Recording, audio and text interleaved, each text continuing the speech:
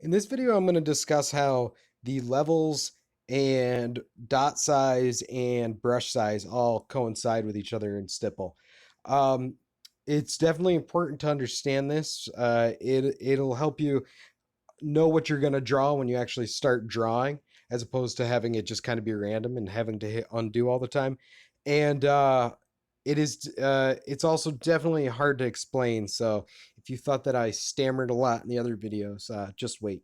So I'm going to go ahead and get Stipple open, and I'm going to load just a basic black to white gradient. I'm not going to change any of the other settings, and I am going to reposition this though, and I'm going to put the black part of the gradient on the right hand side of the screen like this. Okay, so I'm going to go ahead and also boost my background image. You can do that in uh, the ghost palette. All right. By default, this glowing A is on. I'm going to shut that off, and I'm also going to turn off the link between the levels and dot map, or the threshold and dot map, that is.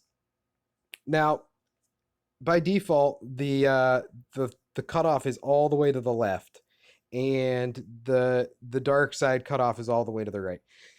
And what this does is it'll put dots. If you start drawing, it's going to put dots everywhere from the light to the dark. So you'll see that on the left hand side, my smallest dots start on in the lightest spots of the image, and then get bigger as we get towards the bigger section. Now, if I turn this threshold up or turn it to the right a little bit, you'll see that the dots don't start until we get to that part of the gradient. So if I keep turning this up, say I put it about halfway through, you'll see that dots only start halfway through. Now you can do the same thing on the dark side too. If you need to limit how, uh, if you need to limit what dark spots you draw, or limit up until a certain dark spot, but you'll see. So now we start dots here. Then as we get to this part of the darker part of the gradient, it starts to cut out. If we turn this down even more, you'll see that the cutoff happens even sooner. Um, Usually you want this all the way to the right, but there are some circumstances where you don't want to draw the darkest spots of the image. I'm going to go ahead and trash that. And but so next is the dot map, which is the slider below the gradient strip on the levels palette. And this coincides with the brush, the dot size on the brush and dot palette. So essentially, if you have your dot map all the way to the left, your smallest dots that you set on this palette, and we're gonna go and vary the dot sizes more so you can see. So now my smallest dots start in the white part of the gradient, and by the time we get to the darkest part of the gradient, that's when my biggest dots will be drawn. So watch, the dots will get very big towards this section. Start small, get bigger. Now, if you move the dot map slider, the left one, out, you'll see that the dots stay uniform until we get, well, let's move it to about halfway through so you can understand what I'm talking about. So now the dots are going to stay uniform size until we get to about halfway through, and then they start to draw to big.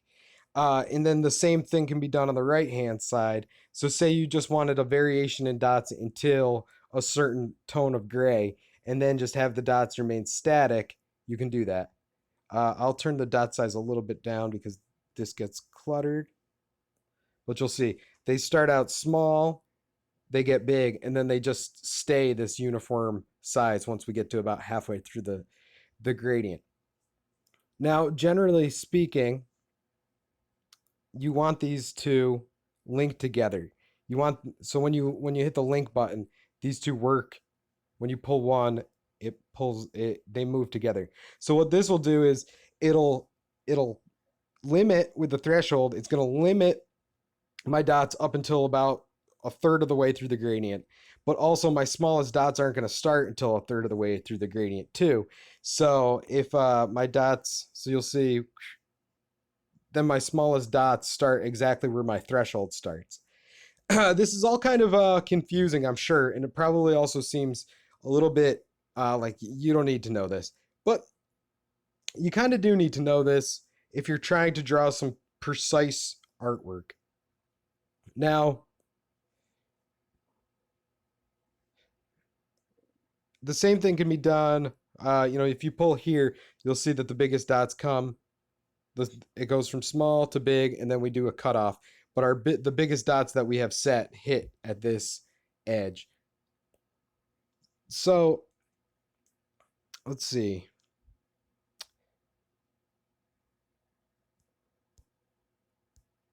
The next, now that we're done with that, auto the A, the glowing A. When that's on, the settings automatically adjust themselves. And this doesn't always work that well on just a gradient strip like this. But if you were to load an image in, you'll see that auto gives you some really good results without you having to manually adjust your without you having to manually adjust your levels. So generally speaking, you want, and let's hide this image.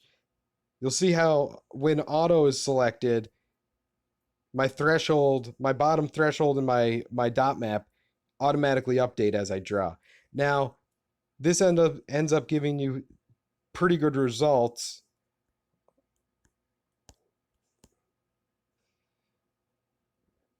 almost all the time. Generally speaking, with photographs, this gives you great results.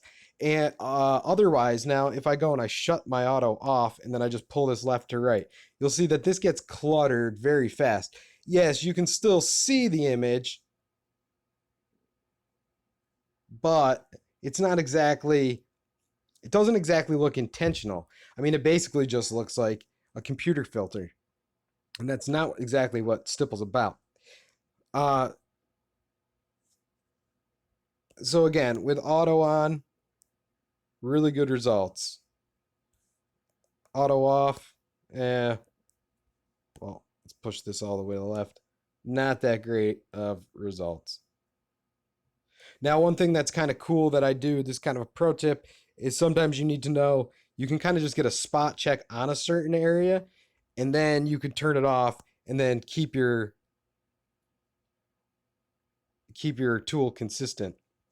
Maybe if I picked a lighter spot of the image, it would be more effective. It's almost like a bit like an eyedropper for the threshold, if you want to use it like that. I'm going to go ahead and trash this, and I'm going to show this layer a little bit, but I'm going to turn it down back to default. So next, if we click the E, so now if that E is glowing, we're in auto edge. And actually, first off, back to auto threshold. One thing to know is that the brush size itself makes a difference. What auto does is it pre-samples your draw area based on your brush size to pick the best settings for what it's about to draw. So if your brush size is high, it's going to give more of a generalized setting, but if it's low, you can get a lot of little detail, and sometimes it's a little tough to draw. Like it's not putting, it feels like it's not putting the dots down, but the subtlety gives you a lot of control. So it really just means that you either have to turn your density up if you want it to come out, if you want more dots to come out of the brush, or you just have to go over it more times. But you'll see that I can get some pretty sharp detail if I turn my brush size down a lot. Now moving forward, if we click this E, now we're in auto edge mode, and what auto edge does is it tries to find the edge. It's good to turn the density all the way up when you're trying to use auto edge, because it makes the the threshold for putting a dot down very high. So a lot of the times it will fight you when you try to put the dots down. And fight you, I mean, it's constantly deleting the dots you're putting down because it thinks that they don't look good there. By it, I guess I mean me. Um,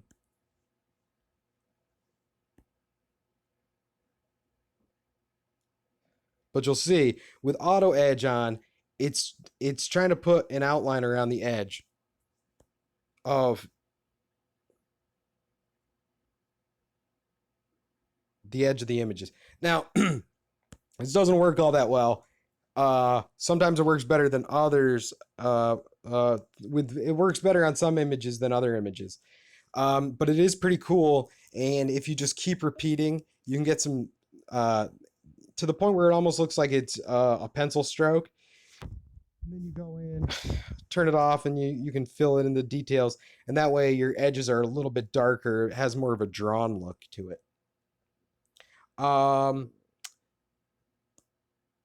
So I'm gonna load in another image. We'll talk about another feature of this particular palette.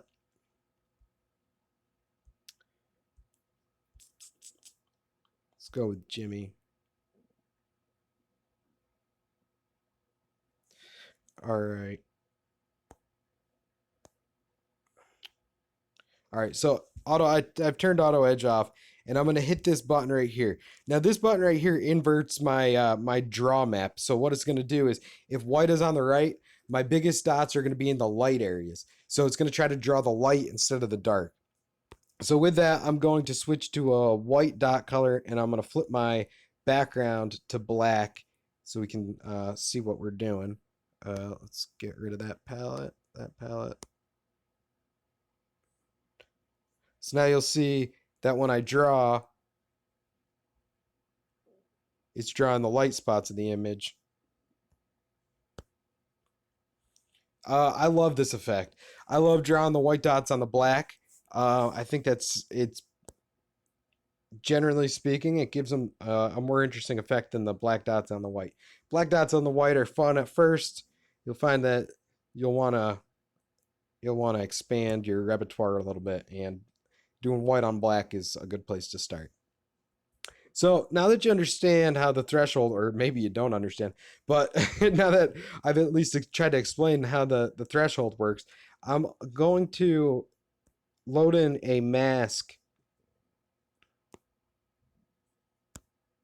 and I'll show you how the mask threshold works. Let's actually, this could be good if we use this gray.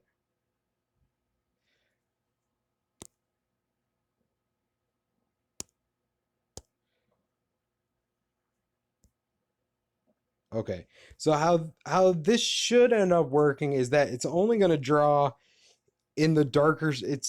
We're only going to be allowed to draw dots in the darker part of this gradient. I'll turn the gradient threshold mask, which you'll see that when the mask is clicked off, I can't change my mask threshold, but when my mask is turned on, I can.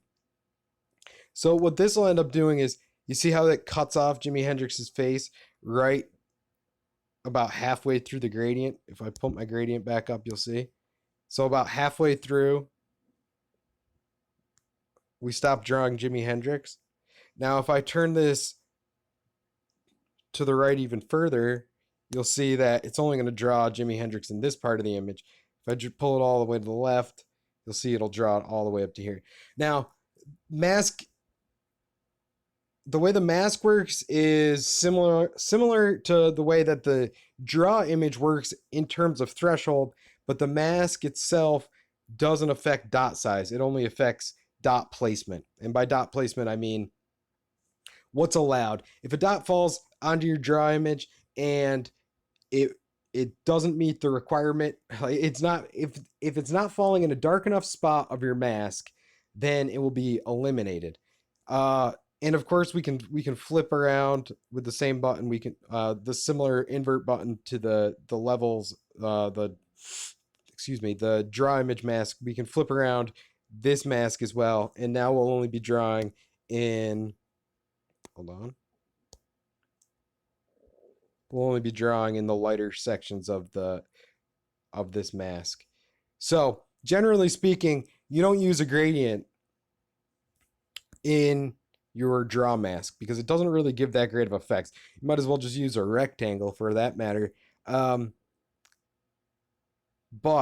the areas that you do use, and I've gone over this in the skull mandala and maybe in one or two of the other tutorials, but this is generally how you would use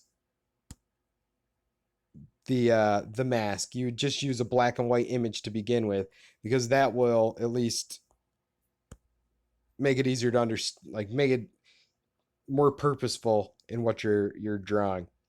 I mean, by all means, try to use gradiated images in your draw mask. Try to use photographs, but the hard cutoff makes it much more applicable to patterns and stuff like that. So this has gone on long enough. So I can probably end this. Definitely, if you have questions on this, I'll probably reshoot this video. Uh, so if you have any questions on what I've talked about, let me know, and I'll go over it in the future. 16 minutes. Damn it. Thanks for watching.